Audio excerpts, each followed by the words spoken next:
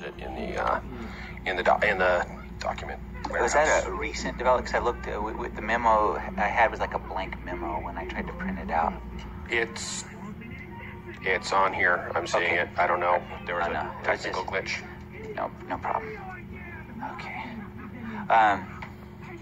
Mr. John Haynal? Yeah. Well, welcome. And, Quiet. What? Shut up! Oh my God, it's recording. well, please proceed. There he is. Hi, my name is John Haynal. I'm the guest franchise principal in Clark County School District and also the receiver for Discovery Charter Schools in Las Vegas. And I thank you, first of all, for delaying long enough for me to get here.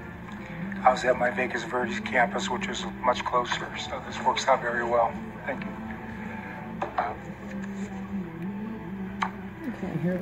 Based on thinking we were going to be here Wednesday, I do have handouts. I guess I don't know if I'm able to give you any handouts today without them being open knowledge for OML meetings. Is that acceptable? How many copies do you Well, I only had a finance report.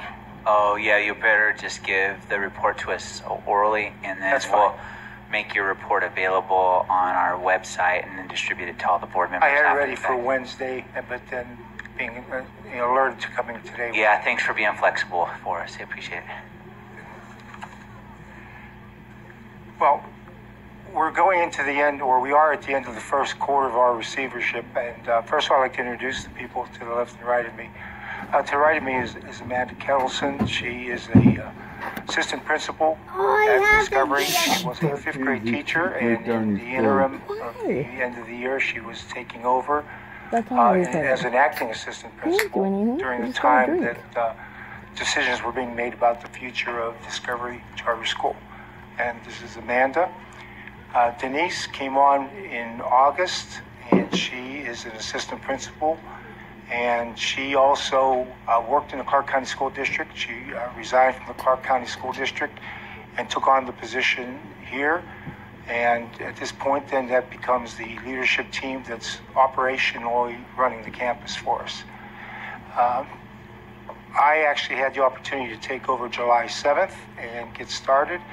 And it's been an interesting summer, to say the least, as a receivership. So what I'd like to talk to you about, first of all, is the first thing that we're doing is there are two reasons why a school fails. Of course, I think everybody's aware of the basis of it. One would be failure to succeed with leadership, and one would be finance. I was pleased to accept a school that at the beginning of July had $709,000 plus in the bank with outstanding bills to pay.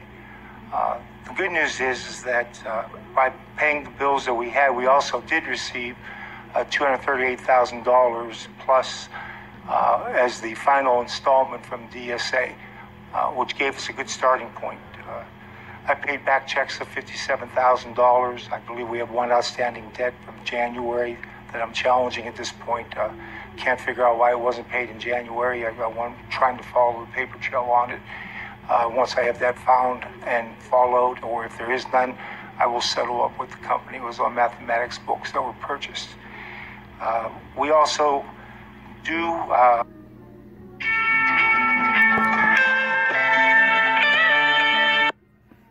electronic withdrawals for with the payroll company that we're working with. And I'm going to want to say PayPal because I have a PayPal account, and I know that's not right, so I'm going to ask for help. PayPros, I'm sorry, I get this wrong every time. But we do have electronic withdrawals of $189,000 during that time, giving us an ending balance at the end of July of $700,311. August is where it gets interesting because with that money, we decided that we would change the climate of the campus. The campus had not been painted for years. It needed additional walls built. They were using, they meaning anyone that was there for the last 4 or 5 years, filing cabinets to create walls between classrooms. It just didn't seem that was fitting for the climate for success.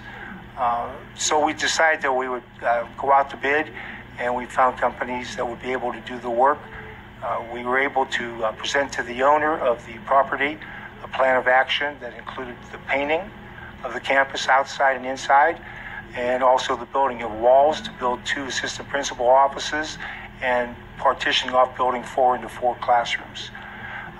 It gave us the opportunity also to build a technology lab. We were short of technology lab space, and in the model that we presented for what we wanted to do, we needed the ability to use programs to support our educational instruction. So a lot of money went out the door during that month, but we have the receipts and also the invoices for everything we've spent. At that point, we did have electronic withdrawals of $493,000, checks paid for $64,000. At the end of the month of August, with everything paid up except for the outstanding bill that we're still working with, and also the audit, which I will say we've had some delays. We're using the same company that Quest is using.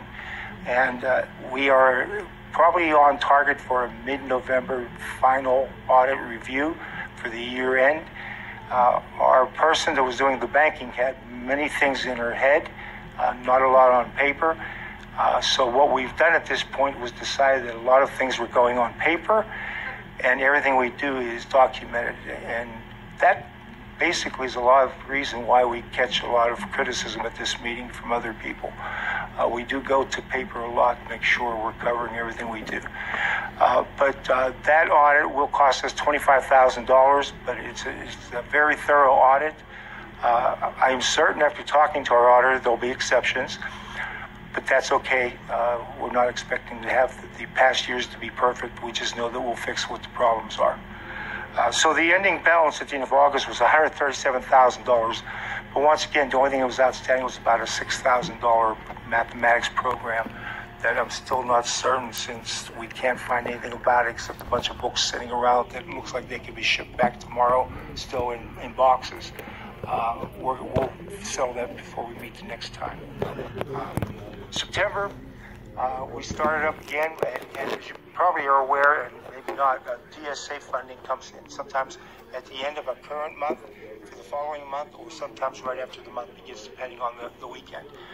So we brought in deposits of $506,000 during the month of September. That's when I carved out a full month of possible bills in savings. And I set up an account. I have $240,000 as we speak today in savings. I have another $27,000 in special education. We did not have a special education account, and we do all of our funding for special education from that account. So we have a separate audit trail, what we do with IDEA. So in September, we've met all of our bills, and we had an ending balance of $360,000. I know this is pretty dry without looking at a piece of paper. I'm almost finished though.